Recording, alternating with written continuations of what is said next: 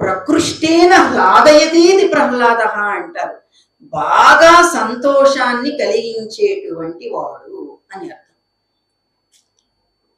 కొడుకంటూ ఉంటే అలాంటి కొడుకు ఉండాలి అని, ఉత్తమమైనటువంటి భావ ప్రసరణకు అభిమాధ్యమంగా కేంద్రంగా ఉండేటువంటి అలాంటి కొడుకు ఉండాలి అని ప్రహ్లాదుడి ద్వారా మనం తెలుసుకోవచ్చు. ప్రహ్లాద హిరణ్యకశిపుల యొక్క సంభాషణలో అద్భుతమైనటువంటి అంశాలని మనం చూడొచ్చు. మందార మకరంద మాధుర్యమునదేలు మధు పొంగునే మదనములకు. హిరణ్యకశిపుడు చెప్తున్నాడు, నీకెందుకు హరి హరి హరి అని అంత గోల.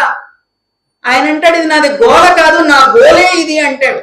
నా లక్ష్యమే ఆ పరాత్పరుడైనటువంటి శ్రీహరిని సంస్థితి చేయడం అంటాడు ఆయన.